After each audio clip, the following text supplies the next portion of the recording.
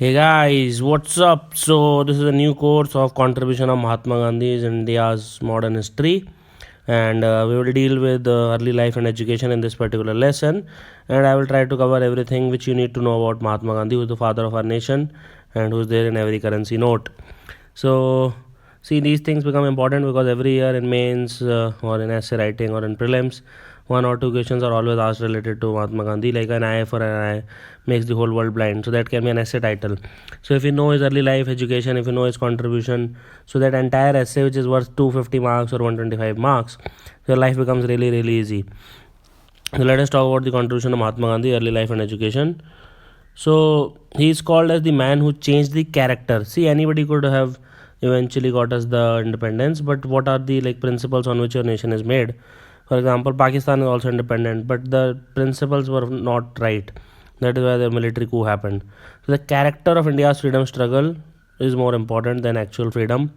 Through a new ideology, the man who we call the father of our nation is one of the greatest Indians of all times and a remarkable personality of not just India but the entire world history. And his full name is M.K. Gandhi and Mohandas Karamchand Gandhi. Basically, like Buddha and Christ before him, he too was born to carry the message of peace, truth, and non-violence at a time when the forces of aggression, violence reigned supreme on earth. So, if you write an essay like this, then I'm telling you the examiner will fall in love with you and he will give you so much marks that you can't even imagine. He not just guided a political struggle, but it also gave the masses a new tool of protest, a moral political code based on satyagraha, non-violence in the age of violence. So these are all keywords. Try to focus on them as much as you can. And he waged war not only against British imperialism, but he declared war on all the forces of unrighteousness, whether it is India's any ill in India, untruth, injustice all over the world. So he was born on 2nd October 1869. Everybody knows his birth date because that is a national holiday in India. To a Hindu Baniya family or Vaishya family in Porbandar. Porbandar, also known as Sudamapuri, which is a coastal town on the Kathiawar Peninsula and then part of the small princely state of Porbandar in the Kathiawar agency of the Indian Empire. Okay, so they can ask you in MCQ where he was born. His father was Karamchand Uttamchand Gandhi and he was born in 1822 to 1885. He served as the Diwan or the chief minister of the Porbandar state, and Karamchand did not have high formal education, but as a Diwan he was like able, honest, dutiful, virtuous, truthful and courageous man. Now Gandhi's mother was Putlibai and she was pious and religious, and her innocence, goodness and saintly qualities had tremendous impact on Mohandas. So you can see he's growing up in a good family environment. Now he had Karamchand, who is the father of Mahatma Gandhi. He had married 4 times. His first 2 wives died young after each had given birth to a daughter. His third marriage was childless, and in 1857, Karamchand sought his third wife's permission to remarry, and he married Putlibai. And Karamchand and Putlibai had 3 children over the ensuing decade: a son Lakshmidas, a daughter Riliyat Ben, and another son Karsan Das.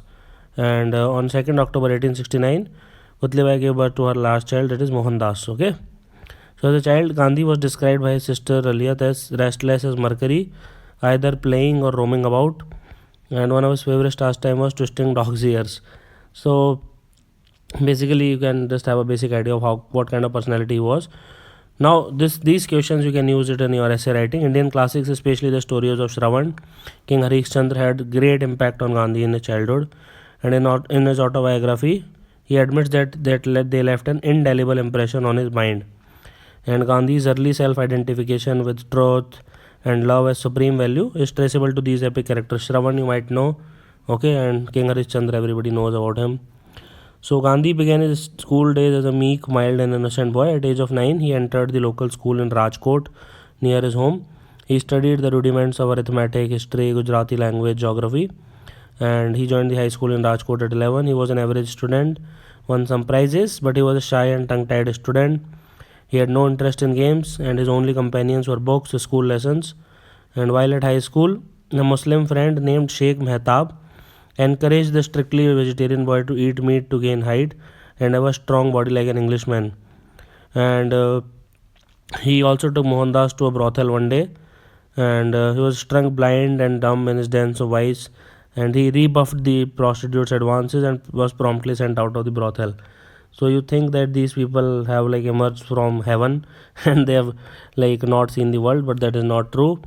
And in 1883, the 13-year-old Mohandas was married to 14-year-old Kasturba Bai Makhanji Kapadia, also known as Kasturba Bai, in an arranged marriage. And just remember these names, they can ask who is Gandhi's wife, etc. He lost a year at school but was later allowed to make up by accelerating his studies. And writing many years later, Mohandas described with regret the lustful feelings he felt for his bride, and he was feeling jealous and possessive of her whenever like she would visit with girlfriends, and being sexually lustful in the feelings for her. So he has written all of this, and very few people can admit that these they have some issues, and it was not entirely correct.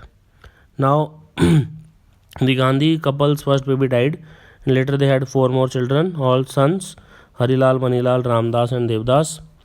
And in January 1888, Gandhi enrolled at Samaldas College in Bhavnagar State, and then it was the sole degree granting institution of higher education in the region.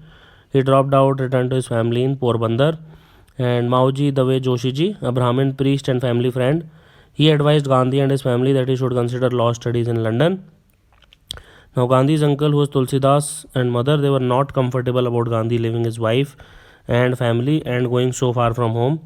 Now he had to do some persuasion techniques here. So to persuade his wife and mother, Gandhi made a vow in front of his mother they would abstain from meat, alcohol, and women. So Gandhi's brother Lakshman Das, who was already a lawyer, backed Gandhi's London studies plan and offered to support him. Now in London, Gandhi studied law and jurisprudence, enrolled at the Inner Temple, one of the four Inns of Court, okay, and in London with the intention of becoming a barrister. His childhood shyness, self-withdrawal continued with him even when he arrived in London, but then he joined a public speaking practice group. And in his time in London, he was influenced by the vow he made to his mother. He tried to adopt English customs, including dancing, but he could not appreciate the bland vegetarian food offered by his landlady, and was frequently hungry until he found one of London's few vegetarian restaurants. And influenced by Henry Salt's writing, he joined the Vegetarian Society, was elected to its executive committee, and started a local Bayswater chapter. And some of the vegetarians he met were members of the Theosophical Society, which had been founded in 1875 to further the Universal Brotherhood, and it was devoted to the study of Buddhist and Hindu literature. And these members of the Theosophical Society encouraged Gandhi to join them in reading the Bhagavad Gita, both in the translation as well as into the original. And the English version of Gita was translated by Edwin Arnold, impressed him. And then there was a book called Life of the Buddha, changed his attitude towards life. He also studied Bible, works of Prophet Muhammad, and through this he could synthesize different religions of the world. And Gandhi at the age of 22 was called to the bar in June 1891, and then left London for India, where he learned that his mother had died while he was in London and that his family had kept the news from him. So we'll see how he worked in South Africa in the next lesson. Thank you. Hey guys, what's up? So in the previous lesson we saw the Gandhi's childhood and how he went to London and what were the principles he stood with, and what were the basic tenets of his childhood, how his personality got developed as a child. And in this lesson we will see experiments with truth in South Africa, and this is a very commonly asked theme in the exam. And if you want to write anything on Mahatma Gandhi, then his experiments with truth in South Africa comes in really handy. So after returning to India from London, like he started a law practice in Bombay, but he failed because he was psychologically unable to cross-examine the witness. And like there are a lot of issues when you become any professional, so he also faced them. He returned to Rajkot to make a modest living drafting petitions for litigants, but he was forced to stop when he ran afoul of a British officer. So at that time there was huge corruption, and if you were against British officers, then there was no way in hell that you can live peacefully. Now in 1893, a Muslim merchant in Kathiawar named Dada Abdullah contacted Gandhi. Why? Because Abdullah owned a large successful shipping business in South Africa, and his distant cousin in Johannesburg needed a lawyer, and they preferred someone with Kathiawadi heritage. So Gandhi was offered a total salary of £105 plus travel expenses, and he accepted it, and basically he went to South Africa. So in South Africa, he witnessed the worst form of white racism and the humiliation and contempt which Asians who had migrated to South Africa as laborers were facing. So he made up his mind there to stay there and organize the Indian workers to enable them to fight for their rights. So there were three categories of Indians in South Africa. One is the endangered Indian labor who migrated to South Africa after 1890 to work on sugar plantations. Then secondly is merchants, mostly the Memon Muslims who had followed the laborers. And third is the ex-endangered laborers who had settled down with their children in South Africa after the expiry of their contracts. So these Indians were mostly illiterate. They accepted racial discrimination as their fate, as part of their daily existence. They were denied the right to vote, could reside only in prescribed locations, which were insanitary, congested, overcrowded. You know how it works, right? Just like Jews in Nazi Germany. Asians and Africans could not stay out of doors after 9 p.m., nor could they use public footpaths. This is like worst form of like racism. Gandhi's struggle in Africa can be divided into two phases. One is the moderate phase between 1894 to 1906, and one is the Satyagraha phase between 1906 to 1914. Please remember these words, very, very, very important.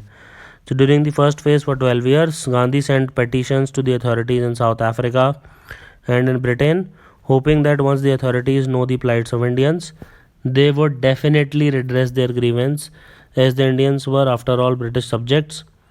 But like Britishers obviously did not do anything.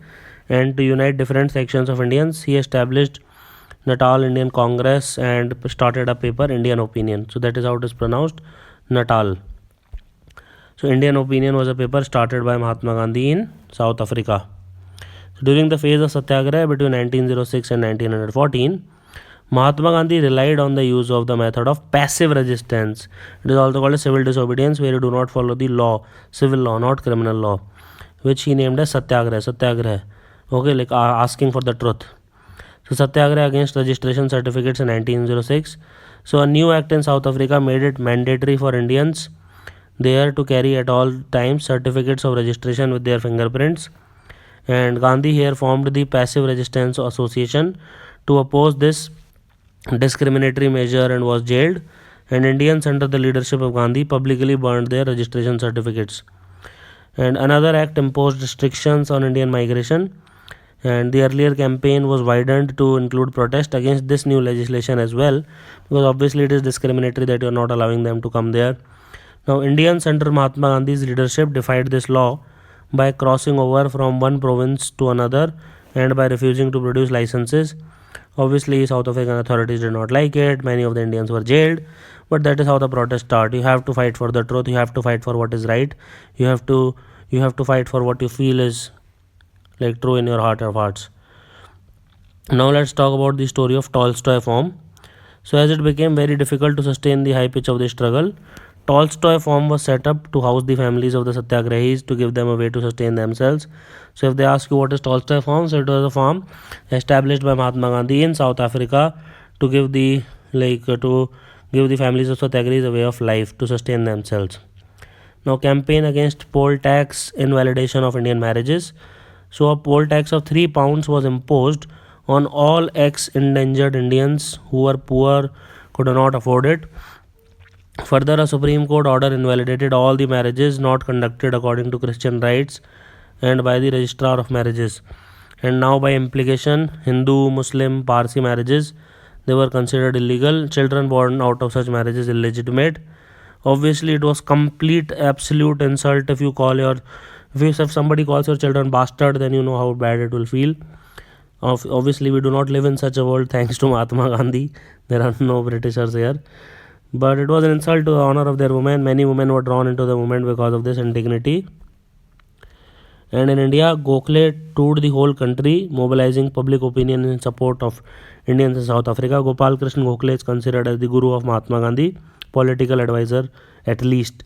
And even the Viceroy Lord Hardinge condemned the repression and called for an impartial inquiry.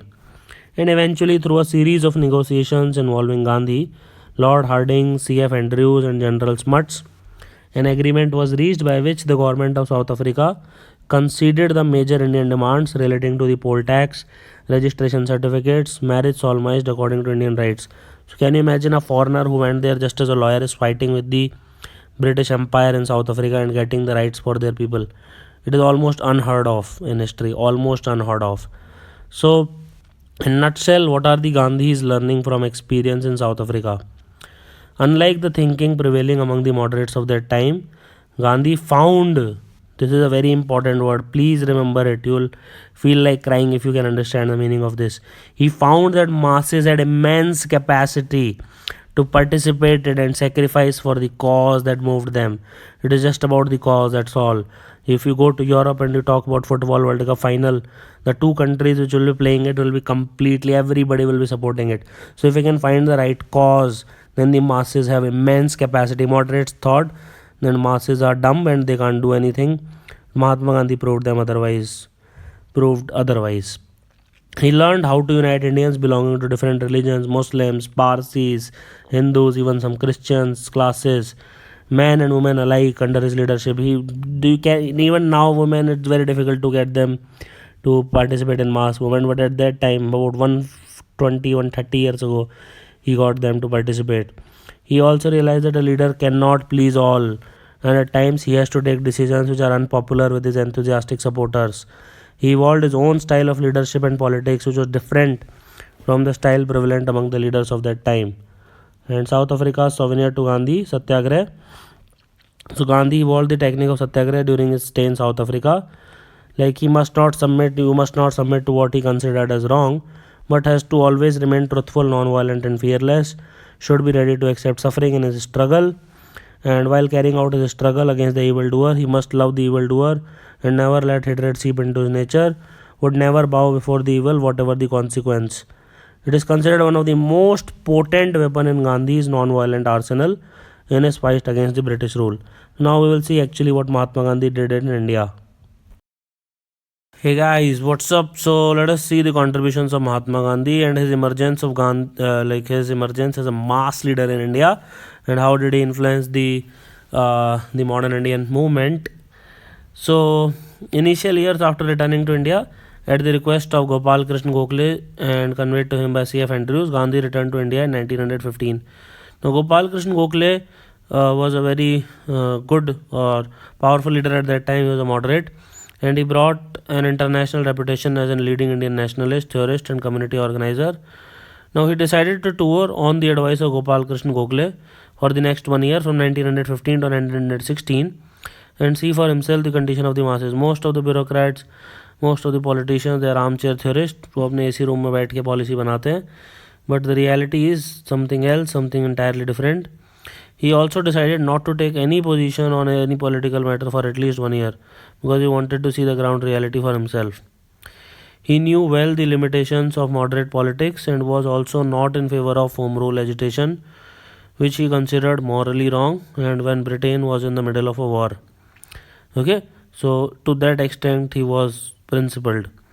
He had immense belief that the only technique capable of meeting the nationalist aim was a non-violent satyagraha. Now when it comes to Champaran Satyagraha in 1917, so once he traveled India for 1 year, so European planters had been forcing Champaran peasants to grow indigo on Teen Khatia system. Teen Khatia means 3 out of 20 of the total land indigo has to be grown. It was for a dye, and as German synthetic dye replaced indigo, the European planters demanded high rents and illegal dues from the peasants, forced them to sell the produce at prices fixed by the Europeans in order to maximize profit. So this system is there by Deenbandhu Mitra's Neel Darpan in 1860. He wrote a book where he talked about the system. But at that time indigo was being sold, but later on because of synthetic dye the indigo market collapsed.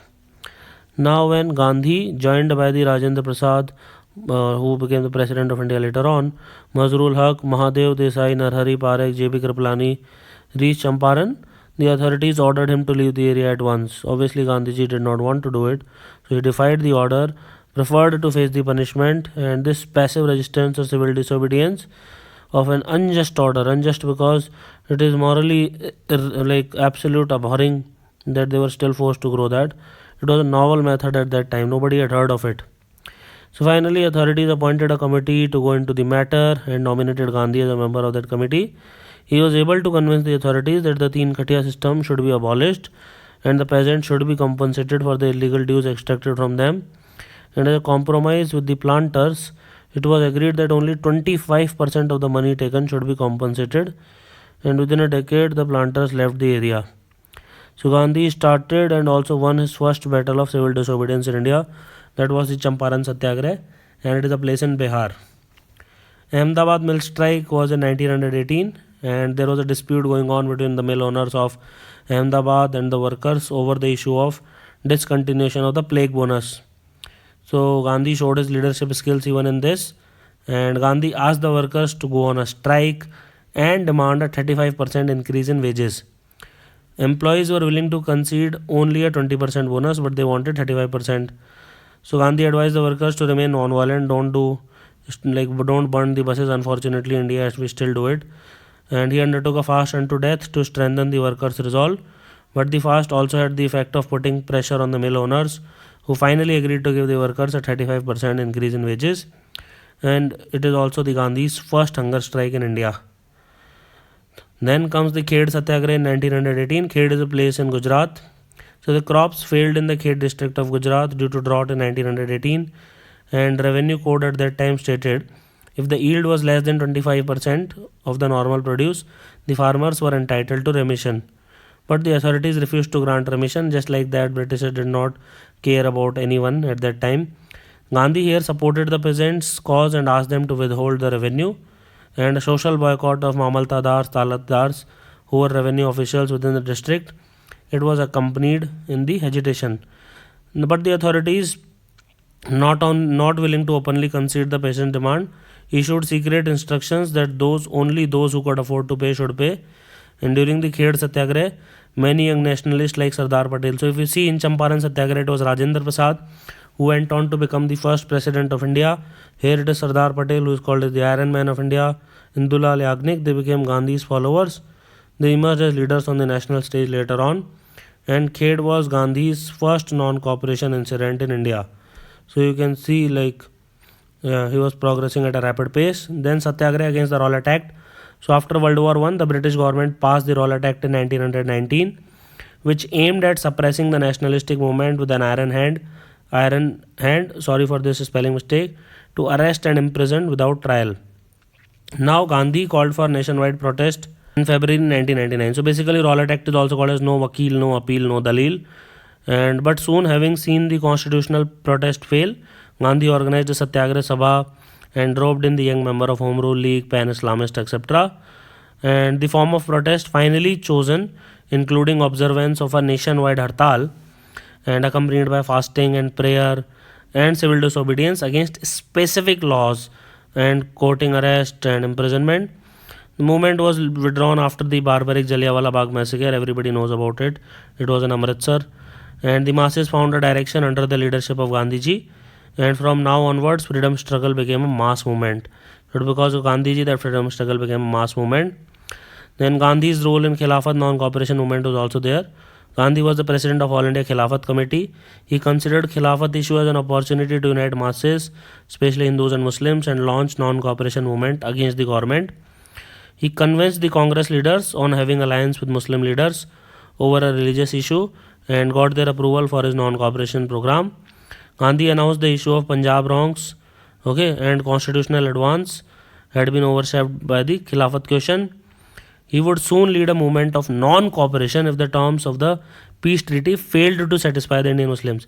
Khilafat movement is basically like the Turkish Ottoman Empire was overtaken by the British, and they the head of the Ottoman Empire was considered as the religious head of the Muslims. So he was considered the Khalifa or the Caliphate. So the program included boycott of government schools, colleges, law courts, legislative councils, foreign cloth. And Gandhi declared that if the non-cooperation program was implemented completely, Swaraj would be assured within a year.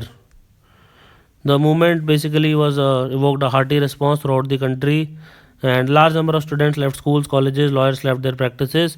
Chittaranjan Das was the most prominent among them. Government imprisoned 30,000 people, and imprisonment by the British government became a badge of honor.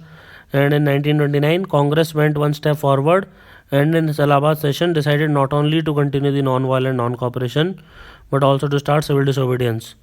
and Mahatma Gandhi was appointed the sole leader to lead the national movement. And Gandhi finally withdrew the movement because it became increasingly violent, especially after the Chauri Chaura incident where a police chalk was burned and a lot of policemen died in that. So this sudden cessation of the movement was a great disappointment to the people of the country, and Subhash Chandra Bose, Jawaharlal Nehru, they became resentful toward the calling of the movement by Gandhiji. Gandhi felt that people had not learnt or fully understood the method of non-violence, still they are immature, and a violent movement could be easily suppressed by the colonial regime. And he became more convinced that it was not possible to sustain any movement at high pitch for very long, and he was arrested and jailed for 6 years, but he was released in 2 years on health grounds. And finally, the non-cooperation movement led by Gandhiji became a mass movement which was never seen before and after the Great Rebellion of 1857. And finally, India saw a great leader emerging.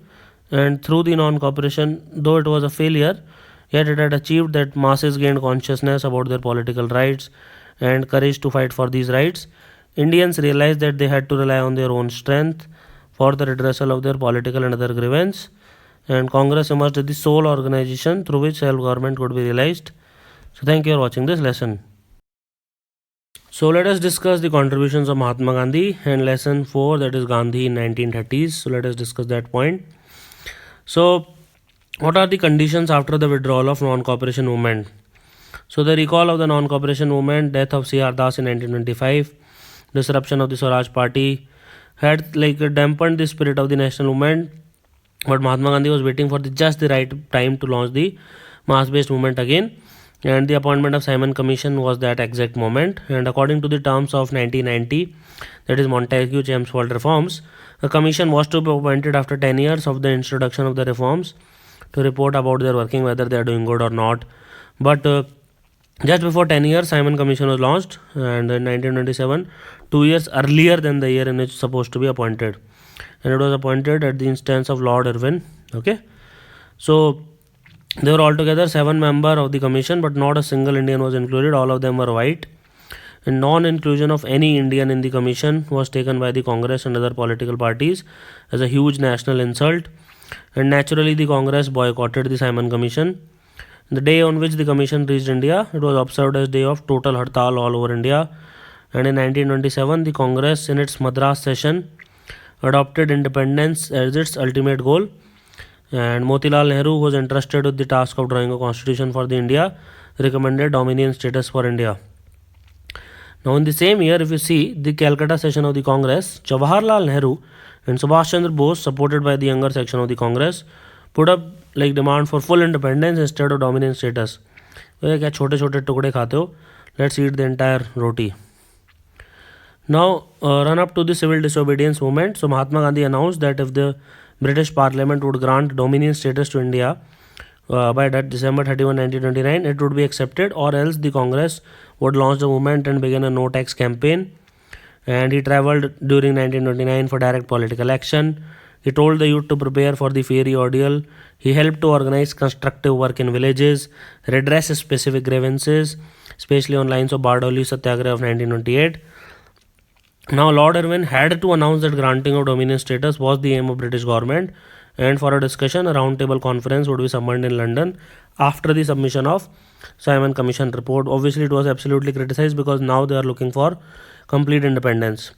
So earlier during the demonstration on 30th October 1928, police struck Lala Lajpat Rai, and which led to his death, and this convulsed whole of India, and revolutionaries all over India began to want to take revenge against the British, and government started cruel operation of the revolutionaries in jail. In Jatin Das, a Bengali youth, fasted unto death in Lahore jail in protest against the inhuman torture by the jail authorities on the revolutionaries. In the Lahore session in 1929, the Congress demanded full independence, decided to boycott roundtable conference, and Jawaharlal Nehru and Subhash Chandra Bose established Independence League to popularize the demand for full independence. So please remember this point. Now in January 1930, Congress Working Committee, in order to popularize the demand for independence, decided to celebrate every year 26th of January as Independence Day, and on that day every year till 1950, Indians used to take a pledge which was prepared by Mahatma Gandhi himself. Now let us talk about the civil disobedience movement first phase in 1930. So to carry forward the mandate given by the Lahore Congress, Gandhi presented 11 demands one of them being abolition of salt tax, and gave an ultimatum, but there was no positive response. So along with a band of 78 members, remember this term, of Sabarmati Ashram, he marched from his headquarters in Ahmedabad through the villages of Gujarat, and on reaching the coast at Dandi, the salt law was violated by collecting salt from the beach. Now in Tamil Nadu, C. Rajgopalachari led a march from Tiruchirappalli to Vedaranyam. In Malabar, K. Kelapan led a march from Calicut to Payanur. These are important names, please remember. In Assam, Satyagrahis walked from Sylhet to Noakhali in Bengal to make salt. In Andhra, a number of Sibirams camps came up in different districts as headquarters of salt satyagrahs. Now, along with civil disobedience, non-cooperation by way of boycotting British made goods, picketing at the gates of schools and colleges, law courts made like civil disobedience movement a very wide, powerful movement. Mahatma Gandhi now decided to occupy the salt factory and go down at Dharsana and Surat district, but he was put under arrest. Abbas Tayyabji, and after his arrest, Sarojini Naidu led the salt satyagrah and occupied Dharsana. Attempts were also made for occupying the salt godown at Okhalda, and even Sarojini Naidu was arrested. Now in NWFP, that is Northwest Frontier Province, Afghan chief KGK, Khan Abdul Ghaffar Khan, was the leader of a party called Khudai Khidmatgar, that is Servants of God, also called Red Shirts because they used to wear it. He became a firm believer in the principle of non-violence, policy of non-cooperation of Gandhiji, and under his leadership, non-violent, non-cooperation civil disobedience movement was organized in Northwestern Frontier Province. And in the civil disobedience movement, about 90,000 satyagrahis, along with Mahatma Gandhi, Motilal Nehru, and others, they were arrested. Sir John Simon submitted its report in May 1930, recommended that the British government must retain control over the central government and make efforts to establish a federal type of government in India in the future. And on the basis of this report and the announcement made by Lord Irwin earlier, British government summoned a roundtable conference in London in 1930, and Congress had already decided not to participate in the roundtable conference. Now, while the Congress and most business leaders boycotted the first roundtable conference, the Muslim League, Hindu Mahasabha, liberals, princes attended it, and among the members who joined, the name of Tej Bahadur Sapru, Muhammad Ali Jinnah, and Ambedkar are worth mentioning. So, after deliberation, it was agreed that all powers that were being exercised by the parliament would not be desirable to be handed over to India, and for that reason, the foreign affairs and defense would remain in full charge of the Governor General for some time. But Jinnah demanded for separate electorate for the Muslims, and it became a breaking point. And in any case, in the absence of any representative from the Congress, had sealed the fate of the conference, and virtually every delegate reiterated that a constitutional discuss to which the Congress was not a party was absolutely meaningless. Then there was Gandhi-Irwin Pact, and Gandhi and all the other members of the CWC were released unconditionally, and Gandhi entered a pact with Lord Irwin by which the government agreed to release all the satyagrahis unconditionally except those who were involved in violent properties, and their properties were also returned back, violent activities, and then an inquiry into the police atrocities was held, and Mahatma Gandhi agreed to suspend the civil disobedience movement to attend the second session of the roundtable conference. And the youth and peasants, they were disappointed with the suspension of the movement, but Gandhi understood that mass movements are short-lived and capacity of masses to make sacrifices were limited. So civil disobedience movement compared to non-cooperation movement had complete independence as its goals, involved methods which violated law from the very beginning. There was a decline in forms of protest involving the intelligentsia, but rather like it was a mass movement. And Muslims and labor participation was nowhere near the non-cooperation movement level. Congress was organizationally stronger here. And second roundtable conference happened in 1931, and it was convened in London, and Congress also participated through Mahatma Gandhi as its sole representative, and everybody like Muslims, main points of discussion was the federal form of government and separate electorate. And here everybody almost participated. Communal problem proved so intractable that despite Mahatma Gandhi's effort, no solution was found. Finally, civil disobedience movement second phase was launched, and the third session of the RTC met in an atmosphere of despair, did not arrive at any tangible decision. And on his return from the second session of the RTC, Mahatma Gandhi noticed that there was a great resentment among the people, and the government had started forcibly collecting land revenue from peasants, banned the Khudai Khidmatkar in Northwest Frontier Province, and let loose a reign of terror on Bengal revolutionaries. Gandhi also lodged a strong protest to the new Viceroy Lord Wellington, but despite repeated requests, Wellington did not even agree to meet Mahatma Gandhi. Finally, you had Pune Pact or MacDonald Award. So, because of that, so Ramsay MacDonald introduced Communal Award or MacDonald Award, and Pune Pact was as a result of that in August of 1932, by which the Muslims, Christians, backward Hindus, Sikhs, Anglo-Indians, they were granted separate electorate, and Muslims, Sikhs, and Christians were already been recognized as minorities. And Communal Award declared the depressed class also to be minorities and entitled them to separate electorates. Mahatma Gandhi did not want it and began fasting unto death in protest for this. And ultimately, Ambedkar signed a Pune Pact with Mahatma Gandhi, by which backward Hindus were allowed to have doubled the number of seats than what the Communal Award had allotted to them. And Ambedkar rejected the Communal Award, and they were kept part of the Hinduism only. Now, Gandhi determined to undo the decisive intention of the government. He launched a worldwide campaign against untouchability to protect the Dalits. He set up All India Anti-Untouchability League in September 1932 and started the weekly Harijan General in January 1933. And from Satyagraha Ashram in Wardha, he conducted a Harijan tour of the country for 6 months. He collected money for his newly set up Harijan Sevak Sangh, propagating removal of untouchability in all its form. And he undertook 2 fasts in 1934 to highlight the importance of the issue. And these created concertation in nationalist ranks, throwing many into an emotional crisis. Gandhi was always attacked by orthodox and reactionary elements who were backed by the government. So he wanted the complete eradication of untouchability. He urged the temples to be open for untouchables. He stressed the need for caste Hindu to do penance for the miseries they have done against untouchability. And his entire campaign was based on principle of humanism and reason. He distinguished between abolition of untouchability and abolition of caste system. Okay, he supported the Varna Ashram system. Okay. And finally, in the next and final lesson, we will discuss Gandhi in 1940s and his emergence as the father of the nation. So guys, this is the last and the final lesson in this course where we are discussing contribution of Mahatma Gandhi in India's freedom struggle, and we will discuss Gandhi in 1940s and his evolution as father of the nation. So the political scenario after the civil disobedience movement was that in 1935, Government of India Act was passed, but the Congress rejected it. And it was on the assurance of Lord Linlithgow that the government would not interfere in the day-to-day affair of the ministries or of the legislature, that government agreed to work out the provincial self-government part of the reforms. There was a general election which was held in 1937. This is very, very important. According to the provisions of Government of India Act of 1935, Congress came out with absolute majority in 7 out of the 11 provinces of the time. And having failed to do well in the general elections, Jinnah suggested that there should be a Congress Muslim League coalition in all the provinces.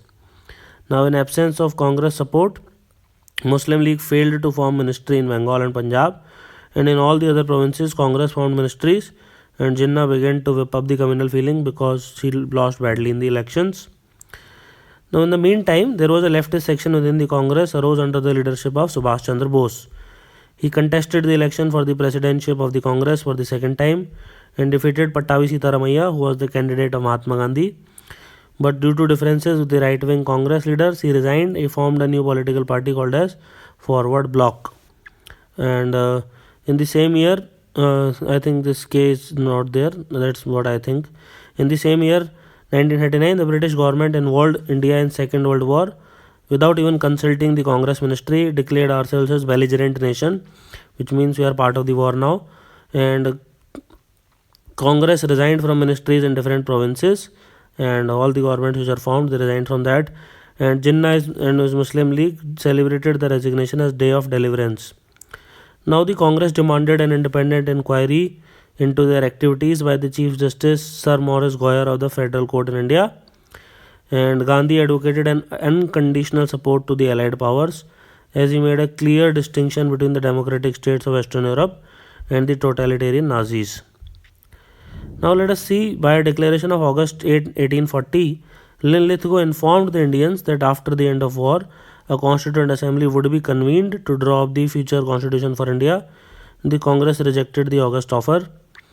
And towards the end of 1940, Congress once again asked Gandhi to take command, and Gandhi decided to initiate a limited satyagraha on an individual basis by a few selected individuals in every locality. Here the individual satyagraha aimed basically to show that nationalistic patience was not due to weakness and to give another opportunity to the government to accept Congress demands peacefully. Now, this is the question which UPSC asked: who was the first one, who was the second one?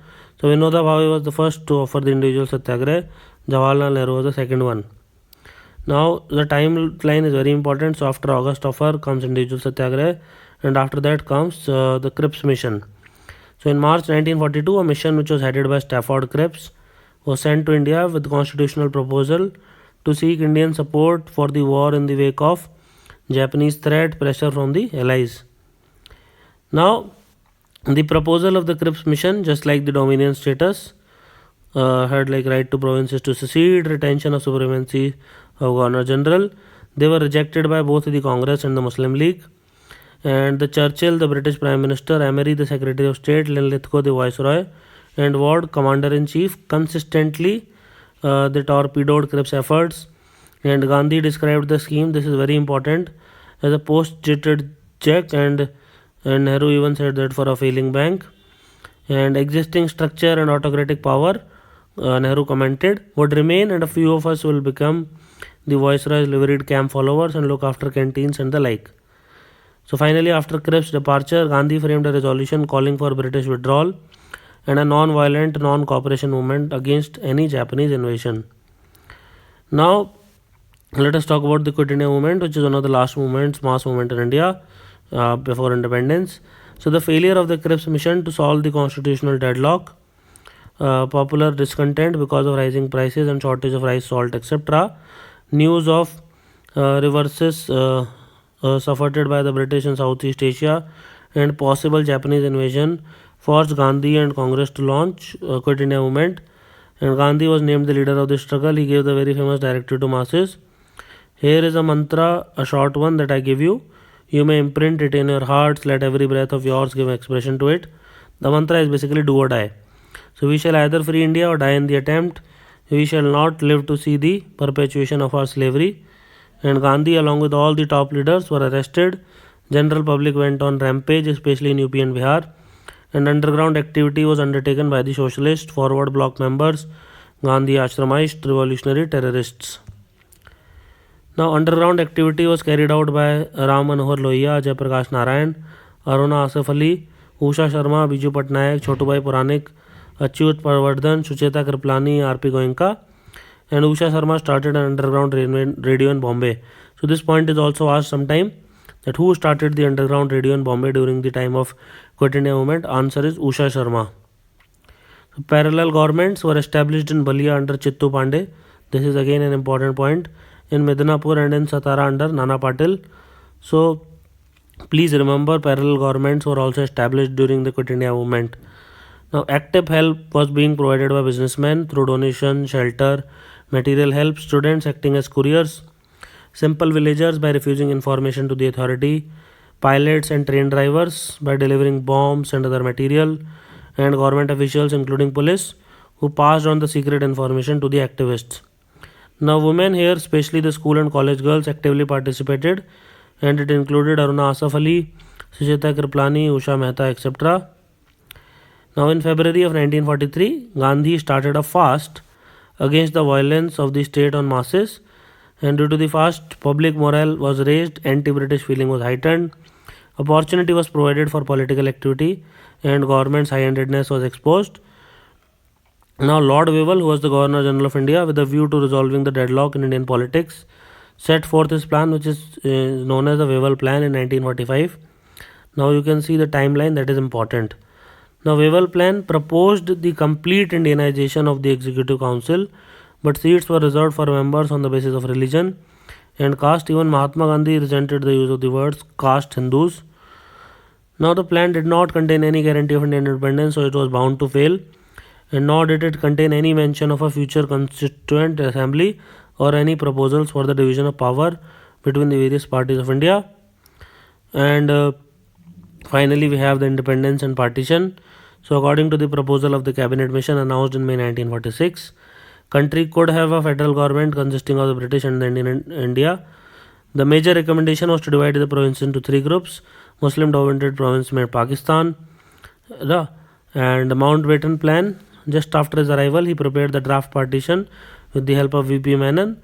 He made a press release saying that India and Pakistan would be two separate independent dominions. He also announced that the power would be transferred within 15th August 1947, and the Indian Independence Act was passed in British Parliament, and British government transferred all its powers to the Indians.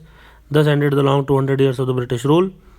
And Mahatma Gandhi could not survive even 6 months after independence, and he was killed on 30th January 1948, and ever since he is known as the father of the nation. So I hope you learned a lot from this course, and thank you for watching this. Have an awesome day.